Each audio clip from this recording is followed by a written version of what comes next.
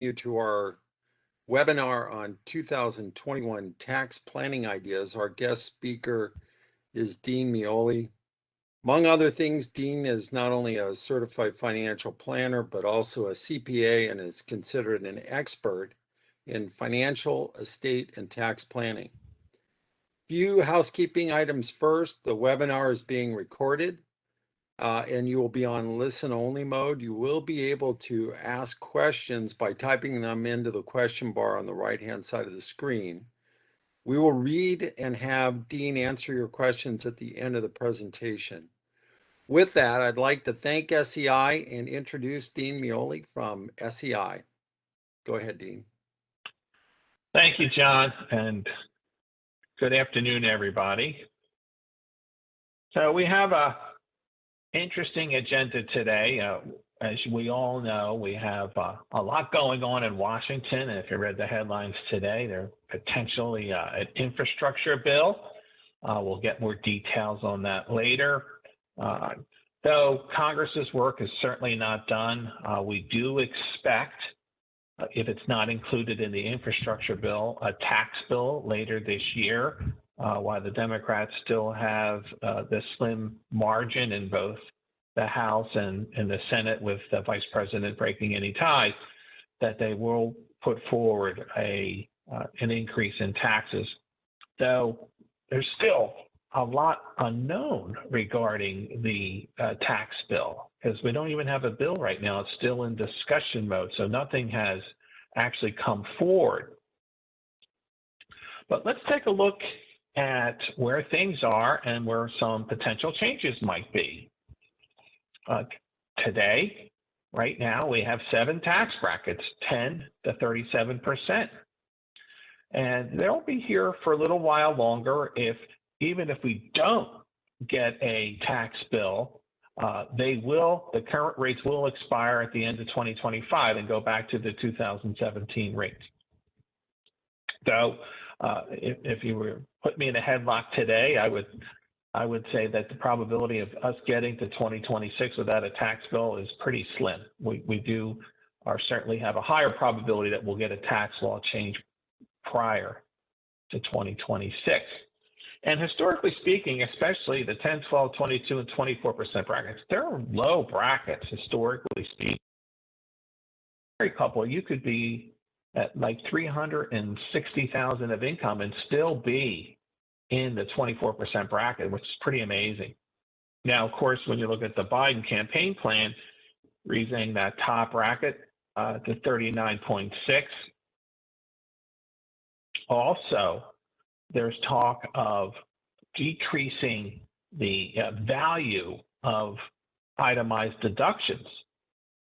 Currently, if you happen to be in the top bracket of 37% and you itemize your deductions, they're going to save you 37 cents on the dollar. Next year, the campaign was talking about limiting the value of those itemized deductions to 28%. So that's quite a haircut from 37 to 28, or 39.6 next year to 28%. So deductions wouldn't be as valuable. And one of the strategies that we're going to talk about is this is a year more than ever that we want to think about accelerating our deductions into this year because they're more valuable this year. They're going to decrease in value because of this big haircut that could potentially happen to itemized deductions. Now, they talked about potentially ending the limitation on the state local tax, which is currently at 10,000. We don't know where that's going to go. Could it go to 15? Would that even matter from 10 to 15? The much bigger idea here is the fact that they could limit it to 28%. As opposed to getting full value when you're in these upper brackets. So accelerating deductions into this year is one of our #1 planning ideas for 21.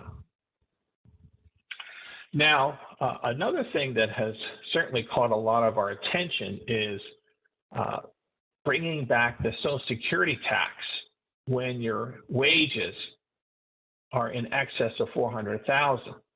So right now for 2021, you have to pay Social Security and Medicare tax on earned income, whether it be wages, Schedule C income, things like this. And you stop paying the Social Security portion at once you reach 142,800 of income, of wages, Schedule C income.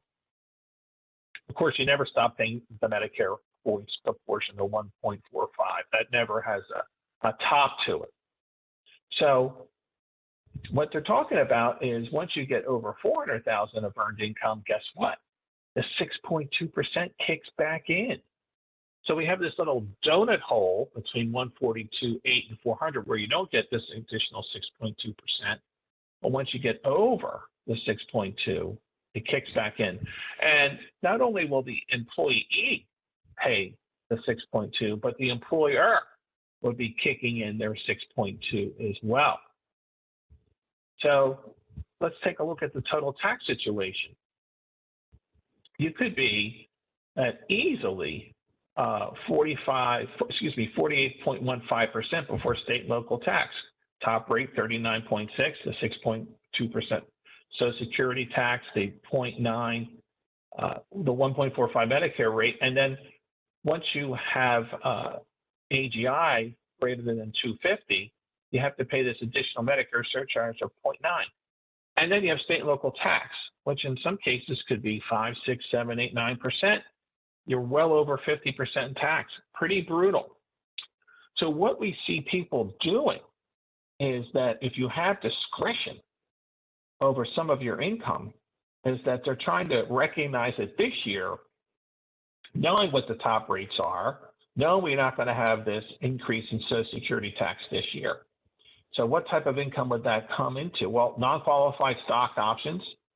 So many are looking to stock markets up. So people that get stock option awards as part of their compensation, if they're vested and they could exercise this year or next, many are pushing that income into this year, okay, and paying at, relatively speaking, lower rates than they would next year, okay? That's one thing that people are thinking of doing, okay? Roth conversions is another idea this year, where again, as a married couple, you're in the 24% bracket up to 329,000 of income. So that's a pretty reasonable rate. So again, I know what I could pay this year. Next year, it could be considerably more. One of the other ideas that we're very high on is the Roth conversion, which is taking your traditional IRA and converting it to a Roth. And of course, that conversion normally has a tax bill associated with it, but at the right tax rate, it can make sense. Because when you look at Roth conversions, today I like to keep this very simple. If the tax rate is going to be equal or higher in the future, and you don't have any Roth accounts now, it makes a heck of a lot of sense to be doing Roth conversions now. It's certainly a good hedge. And when you have a Roth, of course, the original owner never has a required minimum distribution. It can grow tax-free. And then, of course, when your kids or grandkids inherit it, it'll grow tax-free for them as well. And they can let that sit in there for a full 10 years before they have to touch it. Very powerful. So if you have some discretion over your income, especially ordinary income, pushing income into this year could make a lot of sense. That's not normal. Normally, we don't recommend accelerating income.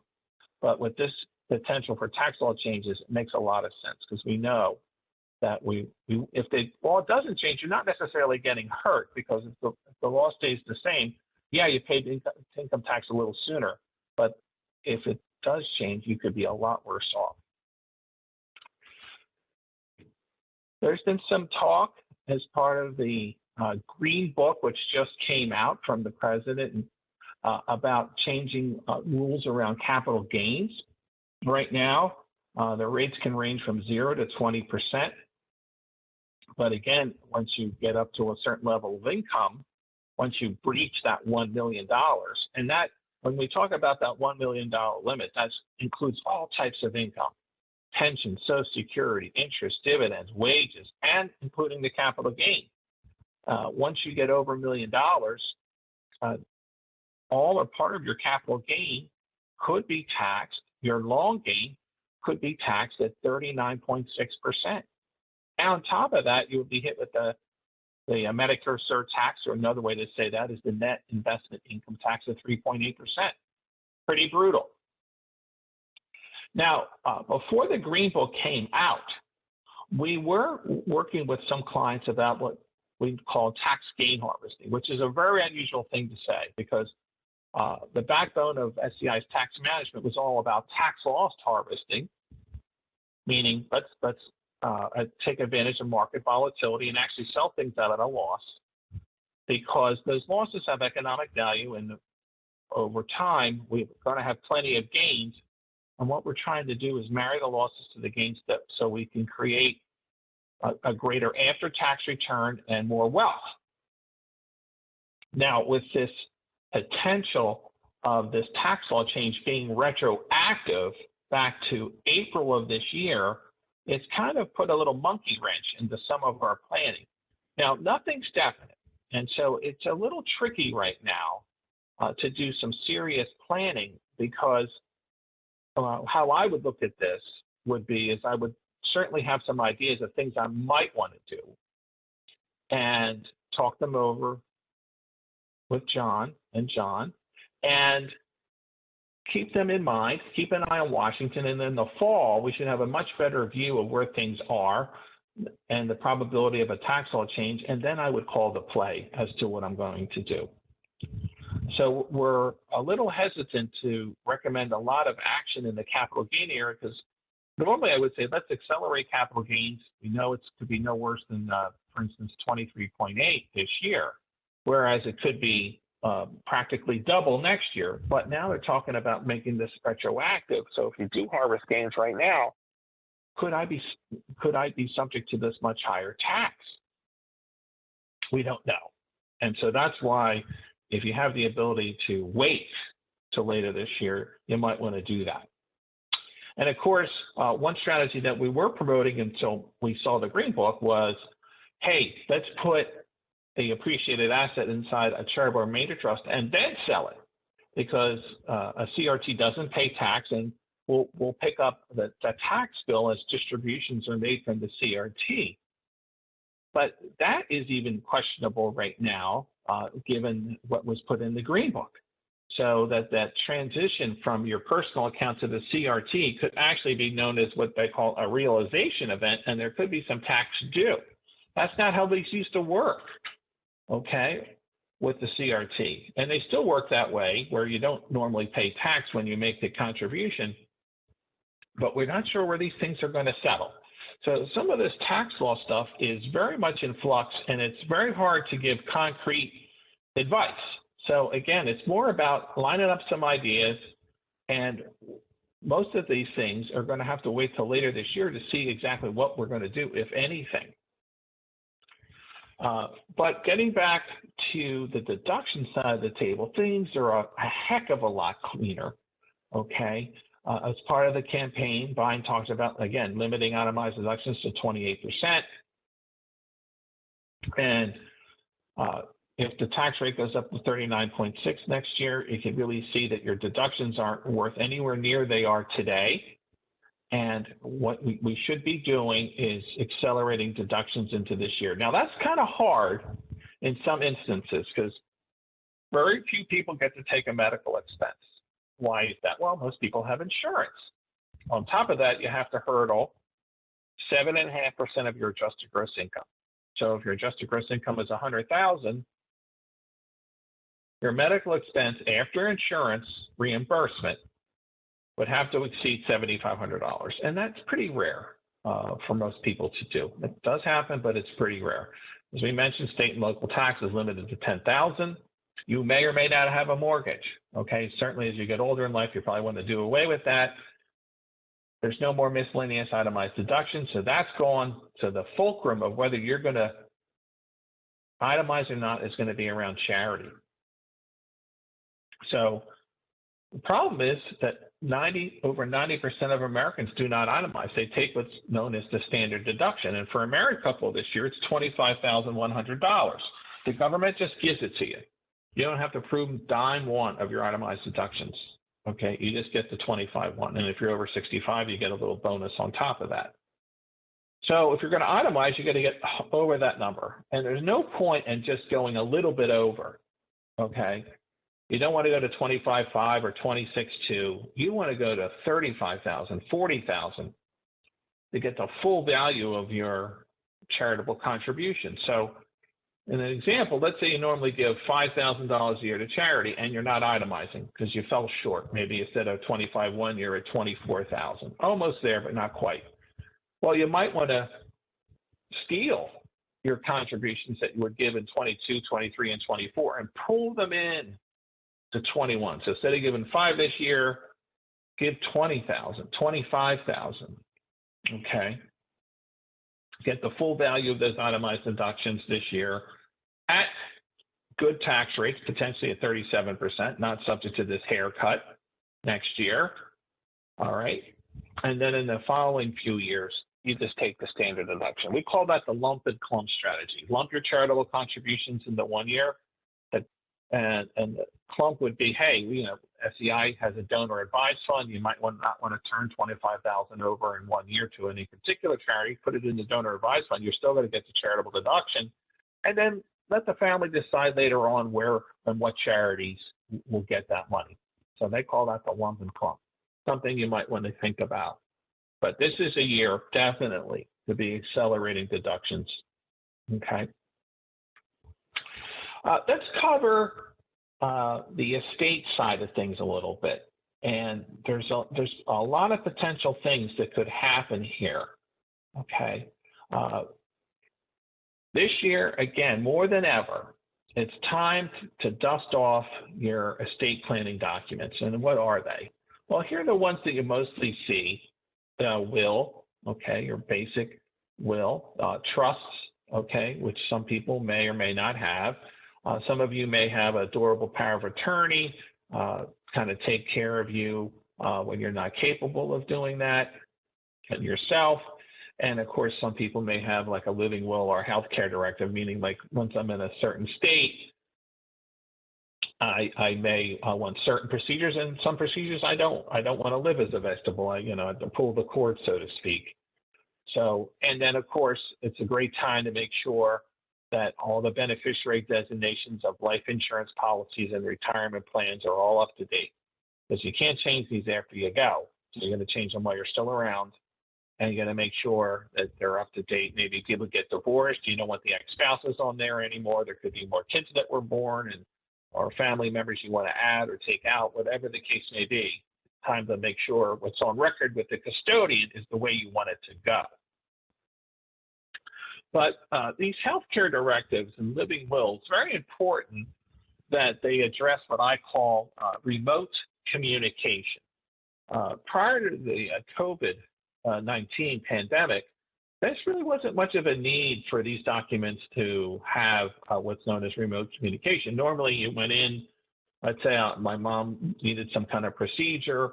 I'm the one in the healthcare directive calling the shots, so to speak, and I would approve any procedures that my mom would have, wet signature, what the doctors say, all right, we're going to go through with that procedure.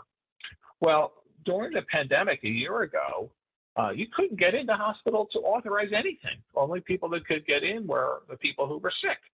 So how would you going to be in position to authorize anything? That was a real conundrum. So what needs to be done, and we've had this done to our own personal documents, is that now they incorporate language for remote communication, like how we're conducting this webinar, okay, over the internet. I can direct treatment for my wife this way. Okay, I can sign a PDF electronically, and that's valid. Okay, I can authorize things through these types of mediums. This is called remote communication. So something that I would tell you that 99% of documents out there do not have it. They need to have it now. That's a permanent change on how these documents need to be written up.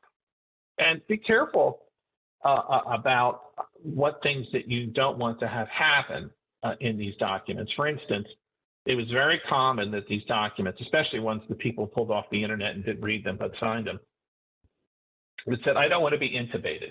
And that goes back to that situation where you don't want to be living on life support. Everyone kind of understands that. But if you happen to be struck with COVID-19 and they need to put you on a ventilator, if you say you don't want to be intubated in this document, well, then you're not getting on a ventilator, because to get on a ventilator, you have to be intubated. So you better be careful what these things say, because you don't want to have a problem when you have a situation and your documents are in a way of getting the treatment you need. Okay, what we have here is a historical chart of the estate exemption going back to 97. You can see it was quite low back then, $600,000, top rate 55%. Let's zoom down to the bottom here. In 2020, it was 11,580, top rate 40%. Of course, this year it's a little higher, 11.7 million, still the top rate's 40%.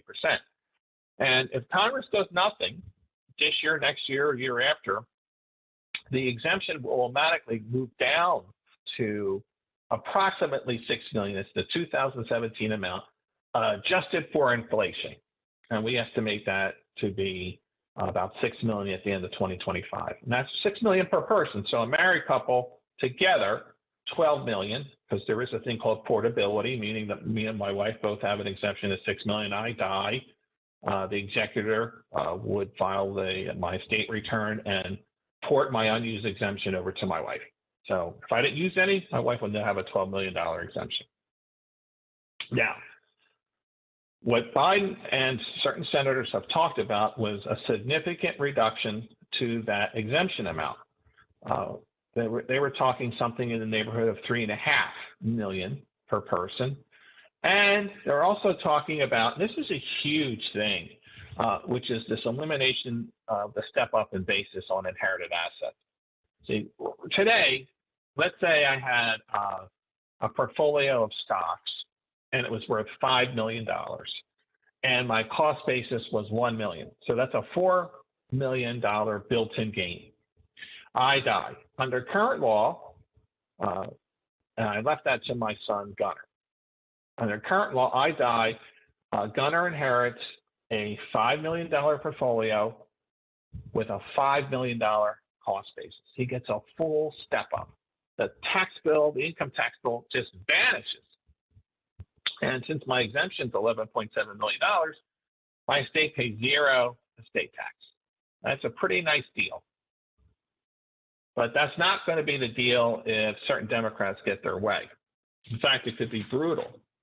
So they're talking about a much lower exemption amount it's even lower than the number I'm showing you there.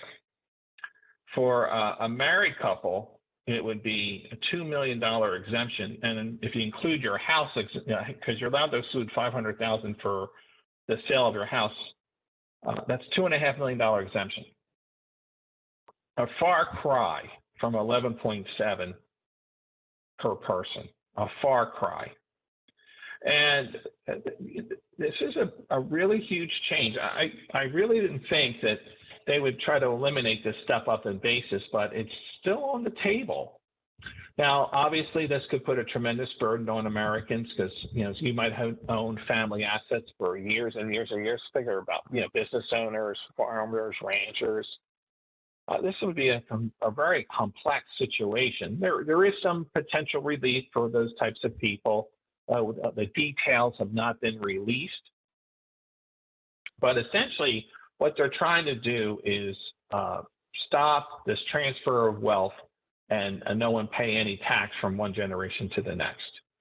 So they have what these realization events. So when you gift somebody something while you're still alive, there could be a tax bill associated with that. So caveat is it's really hard to do planning right now when all this stuff is in flux. But point being is, again, I would start laying out some of my ideas. Does it make sense to do our CRT? Do I fund a dynasty trust? Okay, something that my family could have for generations. Okay, do I recognize gains this year? Okay, it's a lot of stuff that's on the table, but it's hard to call a play right now when you don't know when the law is officially changing. Is it April when they came out with this whole stuff many months ago? Or is it going to be starting in 22? Because some of the changes are going to start in 22 and some are not.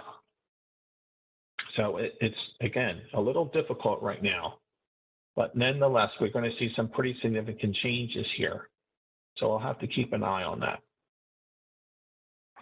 Yeah, I was kind of understating this. We are a year where the political risk is highlighted. You're darn tuned. It's very likely that we're going to see some heavy duty changes. Well, a couple of things that are not mentioned being changes, portability, which I discussed. You know, husband and wife both have an exemption amount, and that can be shared. So whatever I don't use can be ported to my wife or vice versa upon our death. Okay. If they don't, let's say they don't do this step up or get rid of the step up in basis, and they say, all right, we're just going to reduce the exemption amount to $5 million per person, something like that, which could happen. And let's say you're pretty wealthy and you give away $7 million this year. So you gave away more than what the exemption amount is going to. You give away 7 and the exemption's now 5. Well, they can't come back to you and say, hey, you gave away $2 million more than the exemption was changed to, so you owe us tax on the $2 million. That can't happen. It's already built into the Treasury regs, and I give you the site there, so there's no clawback on that money. So again, this is a difficult thing to gauge because we don't know where things are going to land, but for some of us, that's not me, I'm not that wealthy, that you may be giving away want to give away some substantial amount of money to take advantage of this high exemption amount, but it's very hard to do that until we know where the estate exemption is going. One thing we do see as a very popular technique coming back in vogue is the irrevocable life insurance trust, the ILIT, because there has been no discussion about the taxation of life insurance proceeds or any change there. So one could set up a trust. It could be called an ILIT, could be called a dynasty trust, and not so much what the name of the trust is called, but the trust could then turn around and buy life insurance. And those life insurance proceeds, when it's structured properly, come back when someone passes, will be all tax-free. Okay, that could be a very powerful strategy. Okay, the grantor of the trust, whoever's typically the insured, is the one who's going to be gifting premium dollars to the trust to pay for that policy. But we do think ILITs is one of these, could be the last free lunch to estate planning. And that would be something I would seriously consider setting up if I didn't have one already.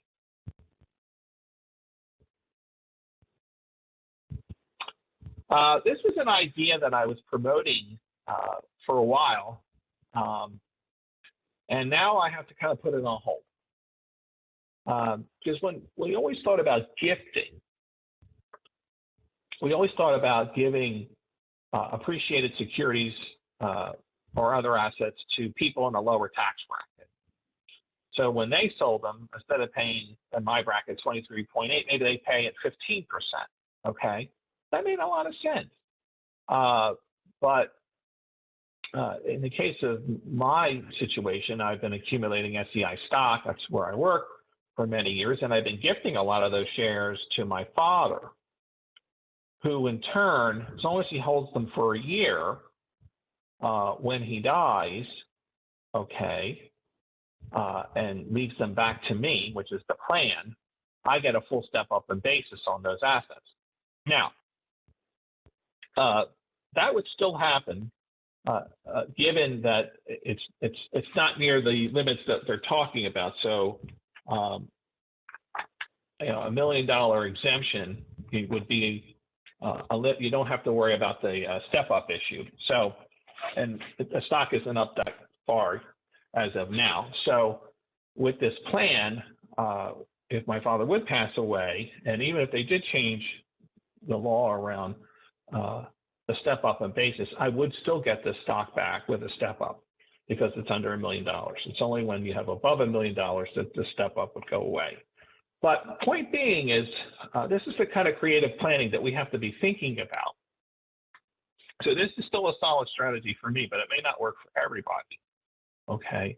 But my point is, when you think about family wealth, you can go downstream and you can go upstream. So you can go to older people in the family or younger people in the family. And this was a unique idea. And believe me, a lot of advisors and clients have taken advantage of this. But now it's a little more tricky because we just don't know where the step up and basis rules are going to go. Some of you, if you're as old as I am, might recognize this guy, John Forsythe, as Blake Carrington on a show called Dynasty. It was a big show when I was a kid. He's also Charlie in Charlie's Angels as well. Any case, as I mentioned, ILETs, but beginning of a dynasty trust could be an ILET. And essentially, what a dynasty trust is a trust that's going to last for many generations. And this is even under threat now because when I was reading the Green Book, they're talking about taxing trusts that have been around for a really long time. Like they would have to, over a certain amount of years, would have to recognize gain. I'm trying to look for that site right now in some of my notes. But the point is that, again, this was, to me, was a solid strategy 4 months ago, 5 months ago, and many years past as well. But now, proposed gain recognition on unrealized appreciation of property owned by a trust, partnership, or other non-corporate entity every 90 years. First possible gain recognition event would be December 31 of 2030. Okay, as the applicable period for this provision begins January 1, 1940. So basically, what I was trying to do with this dynasty trust is have a family asset that would last for generations. You could set this up, and the family could tap into this for all different types of reasons. Okay, it would be protected from creditors and predators. It could grow and grow and grow. Okay, I could use some of my $11.7 million exemption to set this up. Then essentially, basically, estate tax-free, and I could use some of my GST generation skipping exemption here as well. So for multiple generations, no problem. Now they're talking about, hey, well, these dynasty trusts, we're going to start taxing them every so often. It's kind of, well, even if these can last hundreds of years in some states, depending on where they're set up. 90 years is a pretty long time. But the point is now throwing this even to a little bit of flux. Do I do a dynasty trust this year? Or do I wait to see how this whole estate stuff settles?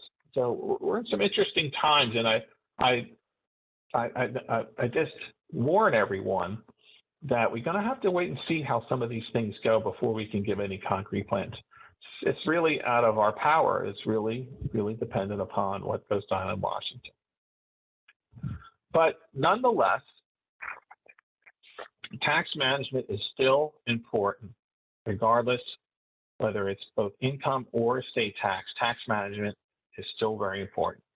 Again, it's not what you make, it's what you get to keep. And here's an example of an investment portfolio in a taxable account. It grew quite nicely from the late 70s up until 2020, pre-tax, $6.8 million, okay? It's like, think about the hen house, and you got a lot of hens in there, and they're making eggs, and you're collecting the most eggs as you possibly can. But that's all you're thinking about is just more eggs, more eggs, more eggs. But guess what? Okay, who circles the hen house? It's the fox, right? Fox is trying to get in that hen house. And if you don't guard that hen house well, the fox is going to kill your hens, and you're not going to get any more eggs. Guess what? That's your after-tax portfolio. The fox ate all your hens. So you weren't watching the tax bill as your money was growing. And your after-tax portfolio is only worth $2.6 million. You lost $4 million to tax over time. And this is what can happen when you're not guarding against that tax bill. At SCI, we've been doing tax management since 2002, and we've been saving clients on average 120 basis points a year in after-tax savings. We built a fortress around that hen house. We have a moat around that, electrified fence around that hen house. We keep the fox out, okay? And that's the name of the game, because you can't compound the lost tax dollar. Once Uncle Sam has been paid, you're not getting it back. Okay, the idea is here, don't pay if you don't have to. Okay, so it's what's tax planning is going to look like in the future is we're really going to have to be even more diligent about when to gain harvest, when to lost harvest, because right now it actually may make sense to defer lost harvesting. Again, we're going to have to see how these things go in Washington. Point being is tax management is paramount. That's something we can exercise some control over, whereas there are some things we can't exercise a lot of control over, but tax is something we can. And with that, the prepared slides are done, and I think we might have some questions to address. Hi, John. How you doing, Dean? Excellent as always. Appreciate it and love the stories. Yeah, there were a couple questions that came through. First one here. Did I hear you correctly? If the change in capital gains rate for incomes above $1 million goes through, is the capital gains from the sale of stock or my business count, or is it just my salary? It all goes into that $1 million. So if your wages, your interest, your dividends, your cap gains. So let's say your wages were $700,000 and you sold something and had a $500,000 gain. So you're at 1.2 million. So what's the delta over the million? 200,000. Bingo. You're going to get taxed at 39.6 on those $200,000. So it all gets added together to break through that million, but only the capital gain portion, of course, would be subject. The long-term capital gain portion would be subject to that 39.6. The long-term capital gain portion below the $1 million, 20%. So that was the power of the CRT, was because what the CRT does is you pick up a little bit of capital gain income over many years, and that was a way to keep under the radar of the $1 million. And now they're talking about potentially taxing the appreciation going into the CRT at some level, which has not been determined yet. So that's what made that strategy a genius strategy 4 months ago. Now it's kind of in question whether it's still a solid strategy or not. Got it. This one was typed in while you were talking on the last slide. I think you answered it, but it was, how long has SCI been doing the tax management investment accounts? Yeah, we've been doing this since 2002, and we've had a tremendous track record doing this. I joined SCI in 2006, and we've only gotten better in doing tax management. And we've always been able to adapt to the tax regime that we've been in as well. Like I said, for many years, it's all been about tax loss harvesting. But now the equation is a little bit more balanced. Sometimes we're doing tax gain harvesting. Point is that you want to have your portfolio managed not only for your non-qualified accounts managed for taxes, but also we're big believers in what's known as asset location, which is most people have multiple accounts, an IRA, taxable account, maybe a Roth IRA, maybe one goal. They all could be related to retirement. But the point is, not all accounts have to look the same. So when we design portfolios, we may have certain asset classes inside your traditional IRA that are very tax inefficient, but who cares? You don't pay tax on as the money grows inside that account, only when you take money out. And for your taxable account, we're using more tax efficient strategies. So asset allocation is important. Asset location is also important as part of the tax management strategy. Another one came through. With the proposed limitation on itemized deduction limits, will it limit the deductibility into charitable remainder trust? It very well could be.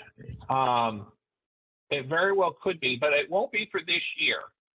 Where the issue is for the itemized deductions, because there hasn't been anything mentioned to limit itemized deductions this year. That change would be effective 1/1/2022. So this year is the year to accelerate deductions. So the CRT, from a deduction standpoint, it still makes a lot of sense, or even better for people that had a high income item this year. Like today, right before this call, we were talking to some people who exercise stock options, and their income is way up, way up. So we're looking at modeling a charitable lead trust to increase their charitable deduction this year to offset some of that option income. So this is a great year to accelerate deductions. Now, if you really need a deduction big time, I would not recommend the CRT. If you're only looking for a deduction, the charitable lead trust, specifically the grantor charitable lead annuity trust, the GCLAT, is the #1 planning idea to supersize your charitable deduction if you need it this year. And again, if you had a lottery winning, exercise the stock options, maybe you sold something of great value, anything like that, any unusual big income item here, you should be thinking about and looking at that grantor charitable lead annuity trust.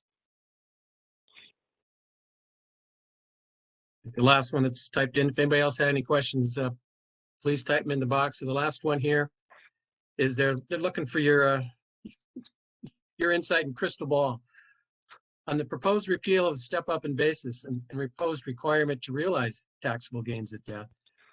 What do you think the likelihood of this passing?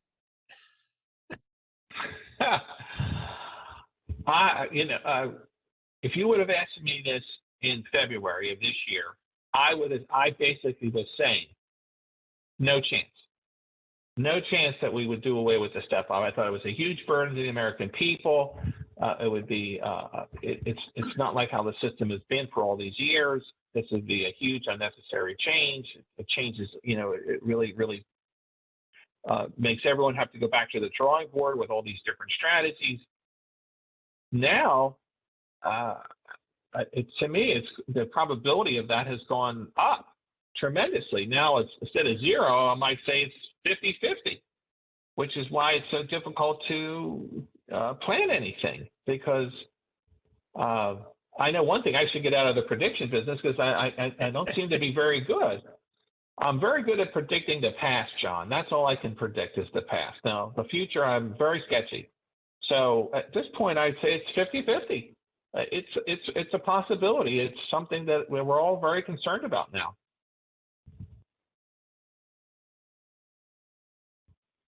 Nobody else has any additional questions? I want to thank everybody for coming. Thank SCI, thank Dean. And if you have any questions, please contact John or myself, and have a good rest of your day.